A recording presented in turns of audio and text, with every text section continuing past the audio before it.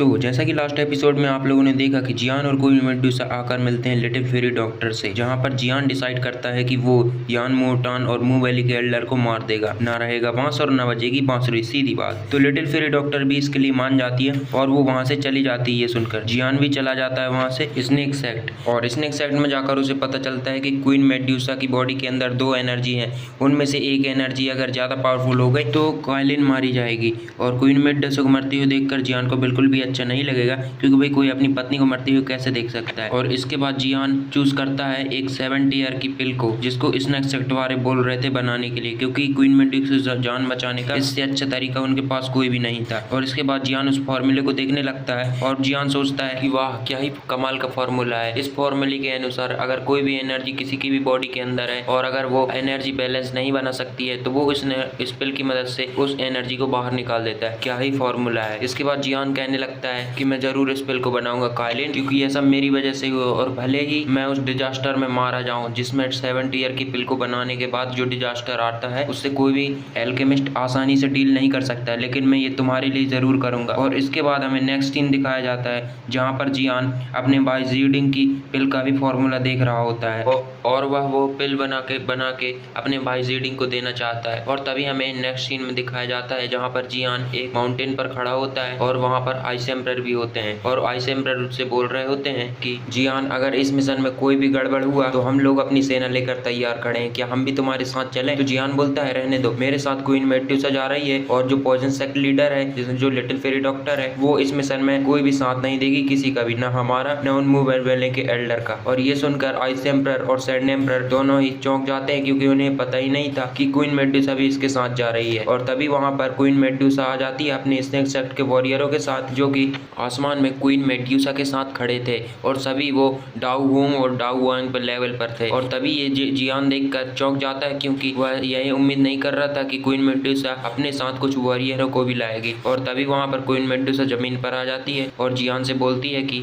क्या सभी तैयारियां हो चुकी हैं? और जियान ये सुनते ही आइस एम्परर की तरफ देखने लगता है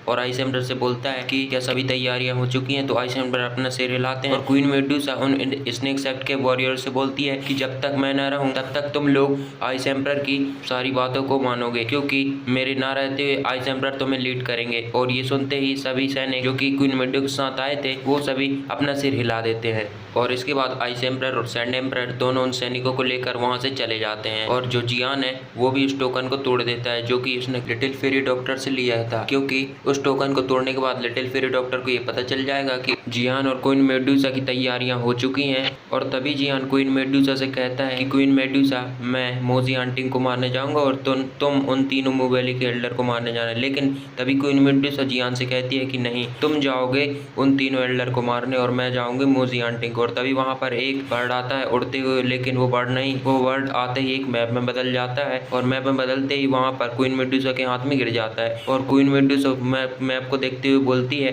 कि इस मैप में उन तीनों मू वैली के एल्डर और मोजी आंटी की पोजीशन को लॉक किया गया है, जो कि हमें पॉइजन सेक्ट के लीडर ने भेजा है। और तभी जियान उसे मन ही मन थैंक यू बोलता है, क्योंकि उन्होंने उसकी आधी मदद तो ऐसे ही कर दी। और तभी हमें मोजी आंटी दिखाया जाता है जो कि फुल पार्टी कर रहा था अपनी लौंडियों के साथ, जो कि उसने भाड़े से मंगाई थी, और वो रसियन जैसी लग रही थी, लेकिन रसियन इतनी सस्ते में कहाँ मिलती हैं। और तभी मोजी आंटी को दिखाया जाता है जो कि दोनों की कमर को पकड़ती हुई नाच रहा था। लेकिन तभी वहाँ पर क्वीन मेडुसा आ जाती है और मोजी आंटी को ऐसा करते हुए देखकर बोलती है कि ये कितना बड़ा ठरकी है, ये तो ऐसा लग रहा है कि जियान से भी ज़्यादा बड़ा ठरकी है। और तभी हमें जियान का सीन दिखाया जाता है जो कि वहाँ पर रात में पहुँच चुका था, और रात में पहुँचते ही जियान बड़ी ही सफाई से उन सब सैनिकों से बचकर जा रहा था, और आसमान में भी बहुत ज़्यादा पहरा था। लेकिन तभी एक सैनिक को वहाँ पर कुछ होने का एहसास होता है, और तभी वहाँ पर दूसरा सैनिक भी आ जाता है और बोलता है कि क्या हुआ? तो वो बोलता है कि कुछ नहीं, तुम उस साइड जाओ, मैं इस साइड जाता हूँ।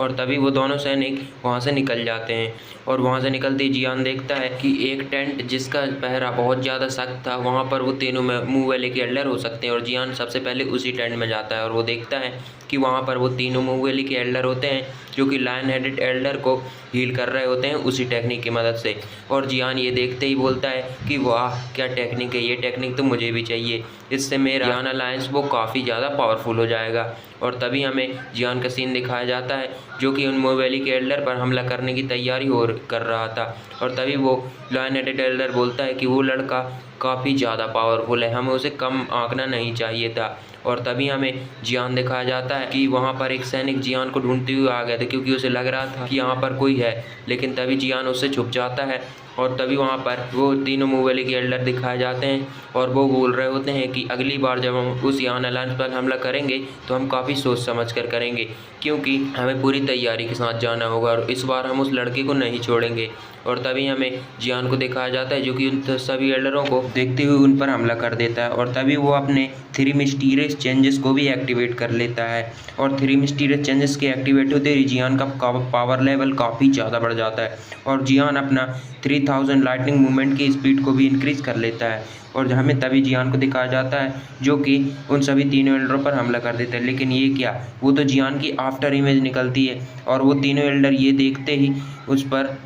दोबारा से हमला करते हैं, लेकिन वो भी उसकी आफ्टर इमेज निकलती है। और तभी जियान फिर से बोलता है जो कि लायन हेडेड के एल्डर की गर्दन को पकड़े हुए बोलता है कि तुमने क्या सोचा, तुम मेरी ट्रिक से पहले ही हार चुके हो, तुमने अभी तक नहीं समझा कि मैं अपनी पुरानी ट्रिक का इस्तेमाल कर रहा हूँ। और इसके बाद पियर हेडेड एल्डर जियान से बोलता है कि प्लीज़ उसे छोड़ दो, हम तुम्हें अपनी 3 वीट सेविस स्किल भी देने को तैयार हैं, क्योंकि अगर वो मर गया तो हम किसी काम के भी नहीं बचेंगे और हमारा जो सेक्ट है वो बर्बाद हो जाएगा। तो जियान ये सुनते ही बोलता है तुम छोड़ो ये सब, वैसे ही तुमने हमारे जियामा एम्पायर को काफ़ी ज़्यादा बदनाम कर रखा है। और तभी हमारे जियान का सीन दिखाया जाता है जो कि उस लायन हेडेड एल्डर को अपनी फ्लेम के एक छोटी सी क्लस्टर से ही मार देता है। और तभी वो दोनों एल्डर जियान पर काफ़ी तेज़ी से हमला कर देते हैं, लेकिन जियान उस पर एक फ्लेम का पंच बनाकर जड़ देता है और जियान अपने ऑक्टेन ब्लास्ट को ज़मीन पर दे मारता है और ज़मीन पर देते ही वहाँ पर काफ़ी ज़्यादा शॉक वेव निकलती हैं। और ऐसा होते ही सारे जो कि वॉरियर होते हैं उनको पता चल जाता है कि उस टेंट के अंदर कुछ हुआ है और सभी जो जितने लोग भी वहाँ पर पहरा दे रहे थे वो वहाँ पर आकर हमला कर देते हैं। और तभी वो जियान होता है जो कि उस लायन हेडेड एल्डर की स्पेस स्टोर रिंग को निकाल लेता है और वहाँ पर सीधे आसमान में चला जाता है और आसमान में जाते ही वहाँ से भागने लगता है, क्योंकि अब उसे पता चल चुका था क्योंकि वो वहाँ पर फंस जाएगा अगर वो कुछ देर और रुका तो। और तभी वो दोनों एल्डर होते हैं वो बोलते हैं कि तुम सभी क्या देख रहे हो, इस लड़के को पकड़ो। और जियान अपनी 3000 लाइटिंग मूवमेंट की स्पीड को एक्टिवेट करके वहाँ से भागने लगता है और वो डाउवैंग लेवल के वॉरियर को तो ऐसे मार रहा था जैसे कोई वो हवा में चींटियाँ उड़ा रहा हो। और जियान तभी वहाँ ऑक्टेन ब्लास्ट जड़ देता है जिससे काफ़ी ज़्यादा वॉरियर घायल हो जाते हैं और जियान वहाँ से भागने लगता है। और ऐसा जियान बार बार कर रहा था क्योंकि अब वो वहाँ पर बच नहीं सकता था अगर वो भागता नहीं। और तभी जियान के सामने एक वॉरियर आ जाता है, लेकिन वो उस वॉरियर को काफ़ी ज़्यादा तेज़ मुक्का मार के वहाँ से फेंक देता है और तभी लगे तेरी यहाँ से वहाँ से सारी जगह से जियान मार खा रहा था और वहाँ से मार भी रहा था और जियान बचते बचाते हुए यहाँ वहाँ भागने लगता है। और तभी उसके सामने वही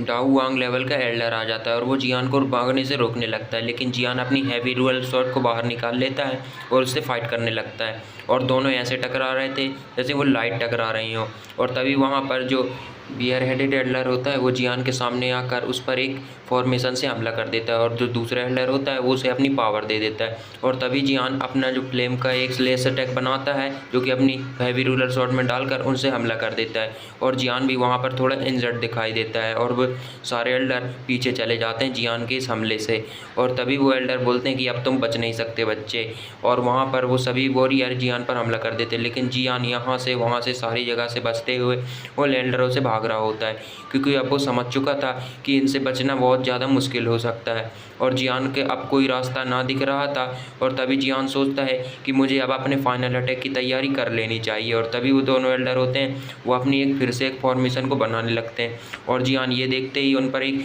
हैवी रूलर शॉट का अटैक कर देता है, लेकिन वो जो पहले वाला एल्डर होता है वो जियान की हैवी रूलर शॉट को बीच में ही रोक देता है और ऐसा होते ही जियान की हैवी रूलर शॉट वापस से जियान के पास आ जाती है। और तभी जियान को यहाँ से वहाँ से दोनों जगह से फाइट करना पड़ता है क्योंकि अब जियान के सामने बहुत सारे वॉरियर थे और जियान अब अकेला था। और तभी जियान सोचता है कि मुझे अब अपना एंग्री बुद्ध लोटस चार्ज करना ही होगा और वो जो एल्डर होते हैं उन्होंने अपनी फॉर्मेशन कंप्लीट कर लिया था और वो जियान पर हमला करने के लिए बिल्कुल तैयार थे। लेकिन जियान तभी एकदम से आसमान में जाता है और आसमान में जाते ही अपनी फ्लेम को एक्टिवेट कर लेता है और फ्लेम के एक्टिवेट होते ही जियान से बहुत ज़्यादा एनर्जी निकलने लगती है और तभी वो जियान जो है अपना एंग्री बुद्धा लोटस को चार्ज करने लगता है और वो जियान की तरफ जो मूव वैली के एल्डर होते हैं वो अपना अपना फायर अटैक कर देते हैं। और तभी जियान जो होता है वो अपने एंग्री बुद्धा लोटस को चार्ज ही कर रहा होता है, उसका अभी तक बना नहीं होता, लेकिन तभी वहाँ पर क्वीन मेड्यूसा आ जाती है जो कि सिर्फ अपने एक ही उंगली से वहाँ पर एक शील्ड बना देती है।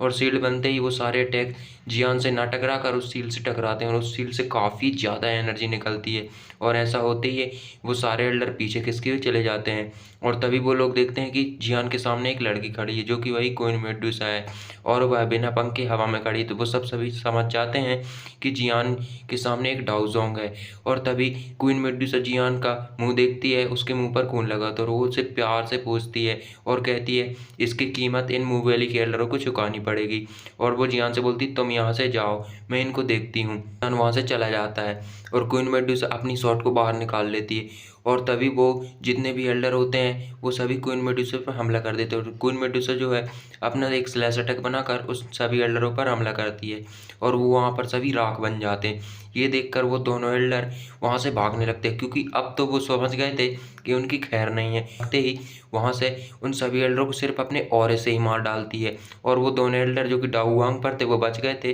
वो वहाँ पर भागने लगते हैं। लेकिन क्वीन मेड्यूसा उन पर एक स्लैश अटैक करके उन्हें ज़मीन पर ले आती है और ऐसा होते ही वो भी ज़मीन पर आ जाती है। और वो दोनों एल्डर अब देखते हैं कि क्वीन मेड्यूसा उनके पास आ रही है, लेकिन वो दोनों अपने पावर को कंबाइन करके फिर भी क्वीन मेड्यूसा पर हमला कर देते हैं। लेकिन क्वीन मेड्यूसा अपने एक सरपेंट को बुला लेती है जो कि उसका स्पिरिचुअल सरपेंट होता है और तभी वहाँ पर वो जो सरपेंट होता है वो उन दोनों एल्डर पर हमला कर देता है। इसके बाद वो दोनों एल्डर काफ़ी दूर जाकर गिरते हैं और वो दोनों अलग अलग डायरेक्शन में भागने लगते हैं। और इसके बाद क्वीन मेड्यूसा कोई ज़्यादा दया ना दिखाते हुए इस पर एक एल्डर पर अपने एक ही पंच से हमला कर देती है और सिर्फ अपने एक अटैक से उसको मारकर उसकी स्पेस स्टोर रिंग को निकाल कर दूसरे एल्डर को भी मार देती है। और ऐसा होते ही उसके जो है एल्डर के हाथ में स्पेस स्टोर रिंग होती है वो भी क्वीन मेड्यूसा के पास चली जाती है और इसके बाद क्वीन मेड्यूसा उन दोनों एल्डरों को मार के वहाँ से भी गायब हो जाती है। और इसके बाद आप लोग हमें ये बताएं कि ये एपिसोड आपको कैसा लगा और आप लोग कमेंट में ज़रूर बताएं, क्योंकि आप लोग बताते नहीं हो